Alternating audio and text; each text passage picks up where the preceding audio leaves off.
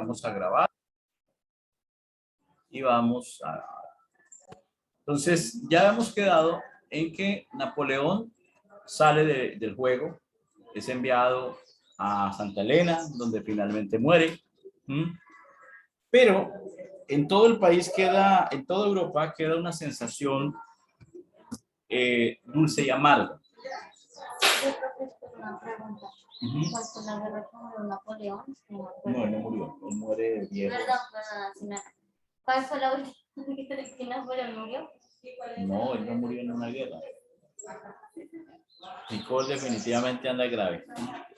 Napoleón no muere en una batalla. La última gran batalla que él perdió fue la de Waterloo, pero la perdió, pero no murió ahí. Entonces, decía que queda un sabor agridulce por un lado. ¿Por qué? Dulce, porque las monarquías vuelven a tomar el poder, porque se restaura el orden que estaba, ya no hay Revolución Francesa, ya vuelve otra vez incluso Francia a ser gobernada por un monarca, todo está bien desde la perspectiva de ellos. Amarga, porque los sueños y las ilusiones de la mayoría de personas que no tenían ningún tipo de privilegio se cae o se va tras la salida de Napoleón, que era como la esperanza de que las cosas cambiaran. Francia vuelve a Luis XVIII, el familiar de Luis XVI, hermano, pues. En España, Fernando VII recuperó el poder después de haberlo perdido a manos de Napoleón. Y otros estados europeos, en Italia, donde también Napoleón había depuesto algunos, Austria y demás. Querían borrar todo tipo de huellas de la revolución y restaurar las estructuras políticas, por eso se llama restauración, volver a lo anterior. Para eso hicieron el famoso congreso de Viena, donde los representantes de los monarcas y alguno que otro monarca, entre los que se destaca el zar ruso Alejandro I, y embajadores tan importantes como Metternich de Austria, Castlereagh de Gran Bretaña, Heidelberg de Prusia y Talleyrand de Francia, empiezan una serie de reuniones, pero no en un sitio especial, sino a través de bailes, comidas, encuentros, más bien como informales, para tratar de mediar la situación de tal manera de que todo vuelva al orden. Pero había un personaje fundamental que, aunque en su principio no fue llamado, sus capacidades diplomáticas le permitieron estar allí y sobre todo participar y sobre todo tener influencia para que no se hiciera algo que todos los demás líderes querían, que era acabar Francia como nación. Tanto el zar como Metternich, como Heidelberg, como Castlereagh de Gran Bretaña, todos tenían la idea de que Francia había que dividirla, repartirla entre las potencias que habían ganado. Obviamente, Talleyrand no estaba de acuerdo con esa idea y básicamente su presuposición decía lo siguiente: mire, si ustedes llegan a imponer nuevos reinos, nuevas normas y sobre todo imponen una cultura que no es la francesa, va a ocurrir otra revolución francesa. Y eso pues los puso a pensar. Es decir, cuando estaban los reyes franceses, pasaban estas cosas, ahora imagínense lo que puede llegar a pasar si les imponen a otro. Entonces, la situación no era fácil. Pero Talleyrand, valiéndose sus dotes de buen diplomático, digo eso. Además, ahí tienen al hermano de Luis XVI, Luis XVIII, para que se convierta en rey. La idea era erradicar todas esas ideas liberales de derechos del hombre, del ciudadano, toda esa serie de cosas. Ya no habría justicia y equidad, sino lo que ellos colocaran. Sin embargo, en medio de todo, se trató de decir: no volvamos a caer en los mismos errores que cayeron nuestros antepasados, ¿sí? Y por esa razón vino la revolución. Así que vamos a ser un poco más equilibrados, manejemos mejor la economía, manejemos mejor las cosas para evitar eso. Porque, ¿qué pasa cuando una persona ha probado la libertad y de un momento a otro se la quitan? ¿Qué va a hacer? ¿Qué creen ustedes que va a hacer?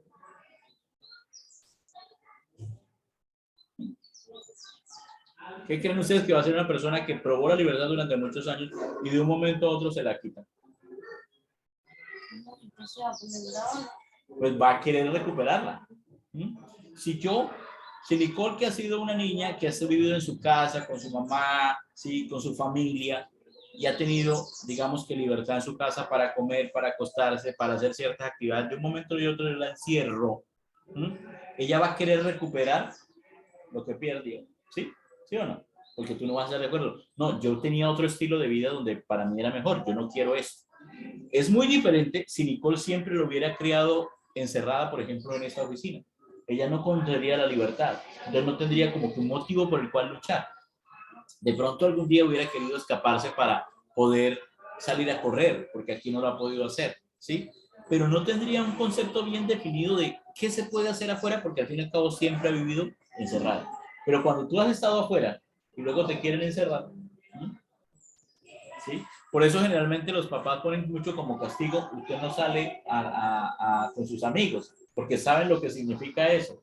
Si tú nunca has salido, imagínense que nunca han salido con sus amigos ni siquiera a la esquina a tomarse un refresco.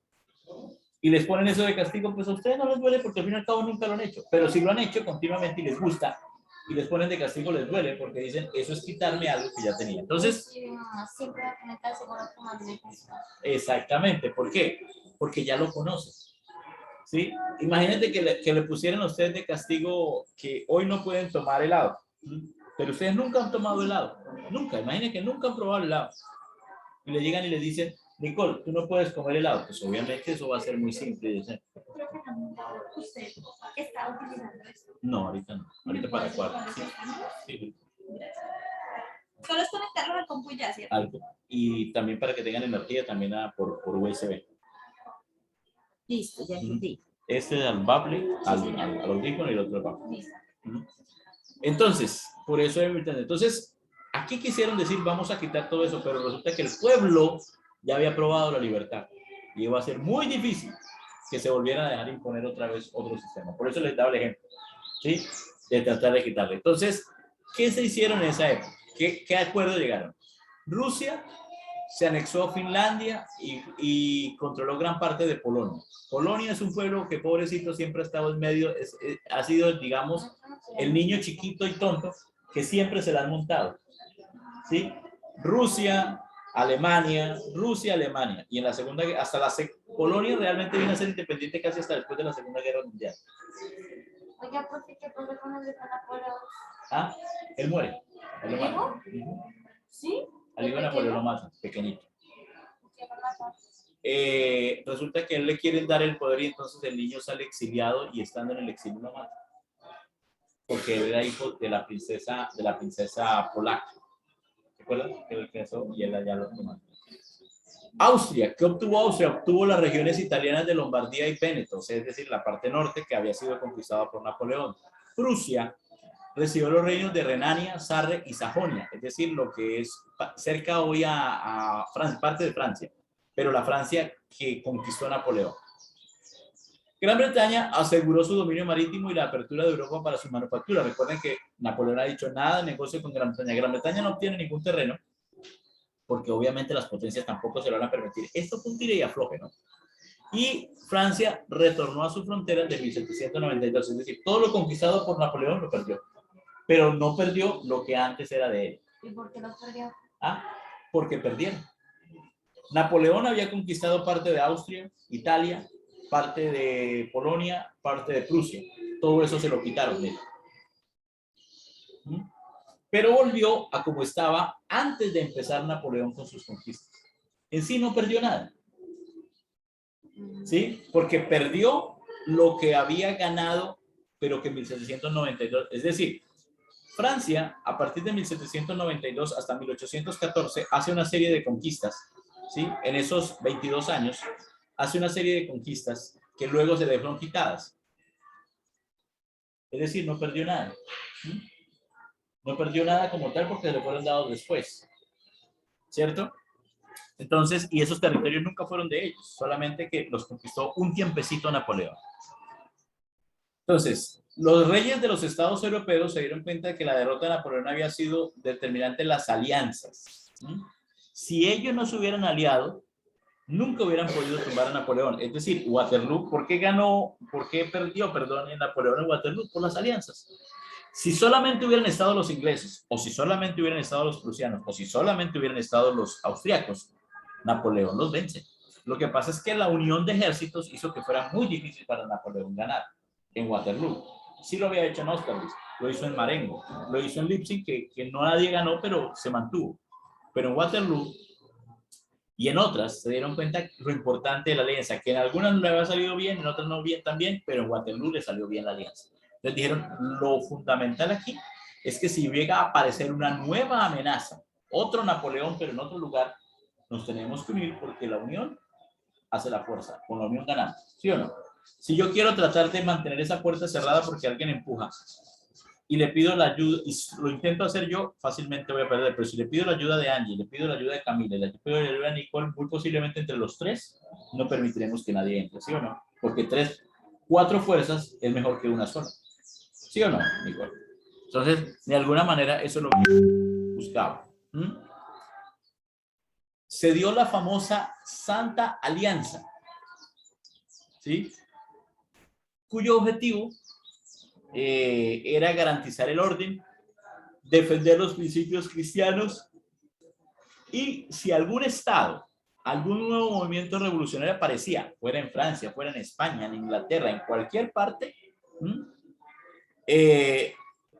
ellos iban a sofocarla por una alianza, una coalición, y ningún rey en ese momento iba a querer subyugar a los demás o ganar porque ellos ya sabían lo que significaban las guerras. Napoleón, por su deseo de ser emperador y de querer gobernar, mire todo lo que había causado, entonces dijeron, vamos a estar controladitos para que no haya ningún problema. Y primero, luego viene el ingreso de Gran Bretaña y de ser la triple alianza, que era Rusia, Austria y Prusia, ahora entró una cuarta, que fue Gran Bretaña. Y en 1818 se une Francia. Mire cómo es la vida, mire cómo es la política. Hasta 1814 todos se unieron contra Francia. La alianza se unía contra Francia. Ahora Francia hace parte de ella para evitar que otra nación se volviera poderosa. Sí, pero esta termina pronto. Porque Gran Bretaña se negó a enviar tropas a España e Italia, donde empiezan a surgir movimientos revolucionarios. Por eso les decía, cuando uno ya ha visto la luz, no quiere que se la quite.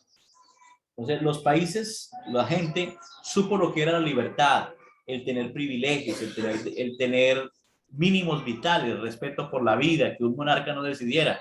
Y eso quitárselo a la gente es terrible. Imagínense a ustedes ponerles un grillete al tobillo y que solamente puedan moverse 2 metros fuera de su cama. Terrible. ¿Qué harían? Lucharían por quitarse eso, porque ustedes saben lo que es la libertad, lo que es moverse. Angie sabe lo que es moverse libremente por toda su casa, ¿sí o no, Angie? Que si quiere, sí, pero... quiere ir al baño, que si quiere tomar agua, que si quiere irse a comer algo, puedes ir y te mueves libremente. Pero imagínate, Angie, que te amarran con un grillete o con una cadena a tu cama. Tú, a pesar de que eres una niña tranquila, eres una niña amable, vas a luchar porque tú no quieres estar encerrada. Eso es lo que pasó en esa época. La gente, digo, no, nosotros ya sabemos lo que es la libertad. Ya sabemos lo que significa ser ciudadano. Ya tumbamos un rey, ¿por qué ahora nos quieren imponer? Entonces, desafortunadamente, esa idea que ellos tenían de volver a tener todo el orden ya no se podía hacer tan fácilmente y empiezan a aparecer una serie de ideas, movimientos nacionalistas y revolucionarios, ya no en Francia, sino en otros lugares de Alemania, Italia, España, Portugal, ¿sí? Incluso hasta en Gran Bretaña un poco.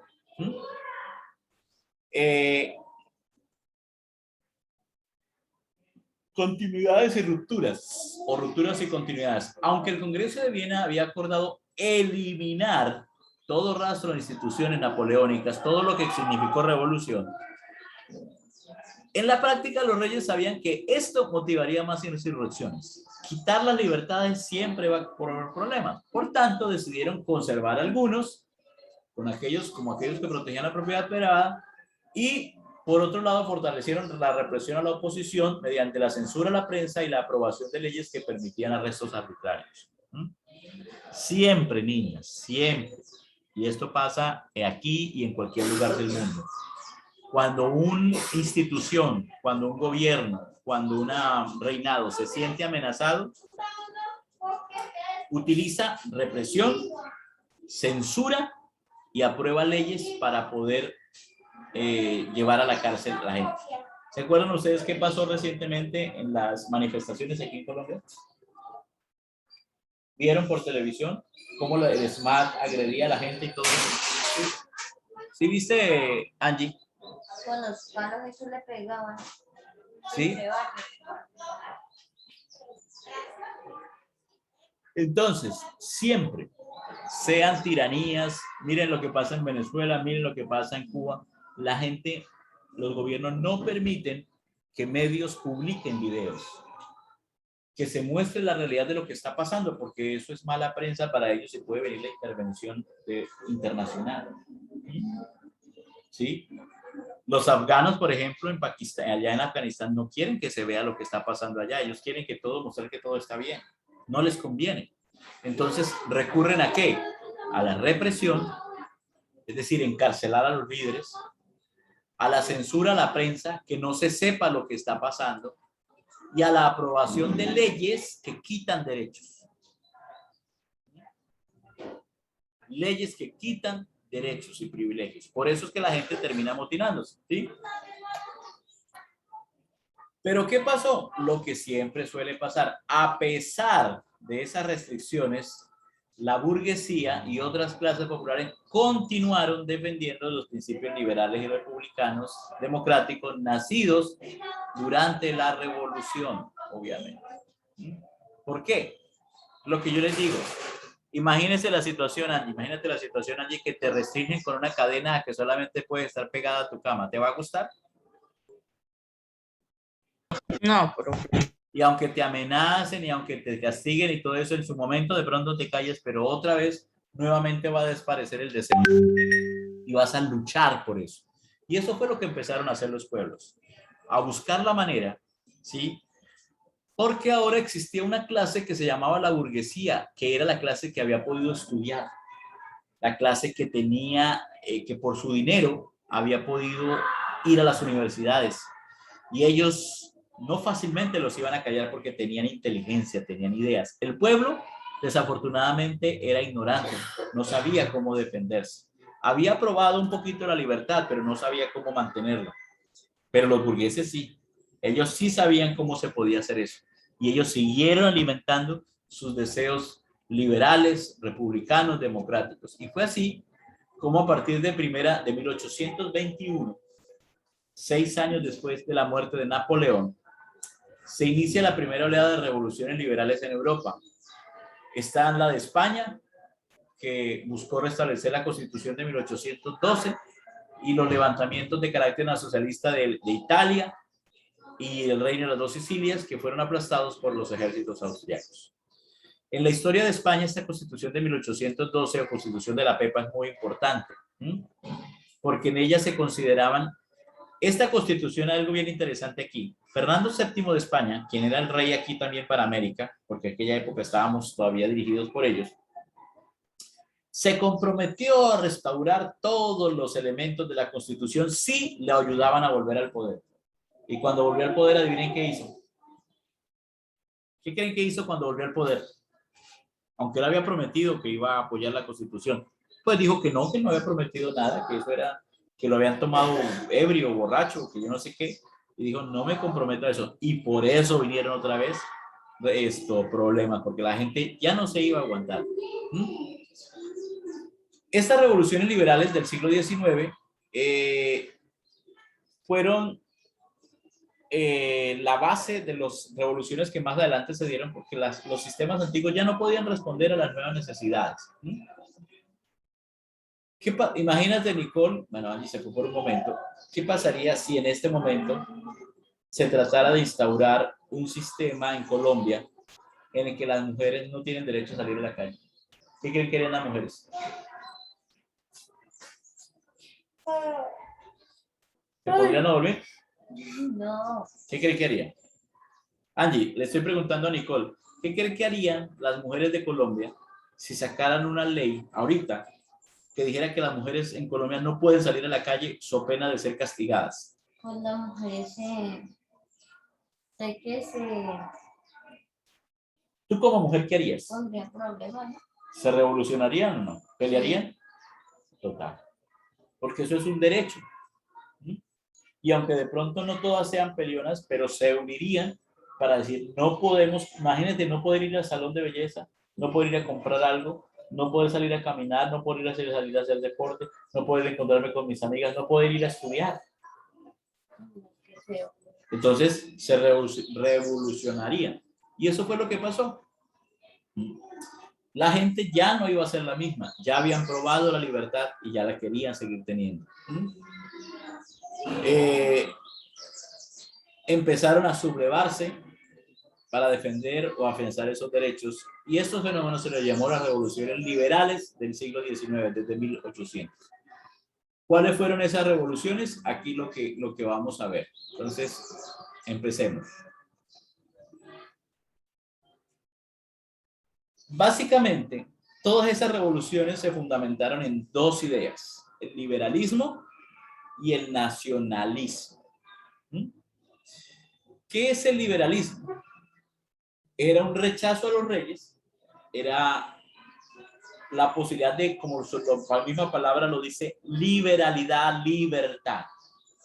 No tenemos que condicionarnos que nos impongan un rey, que nos impongan unas leyes, sino que todo tiene que ser concertado.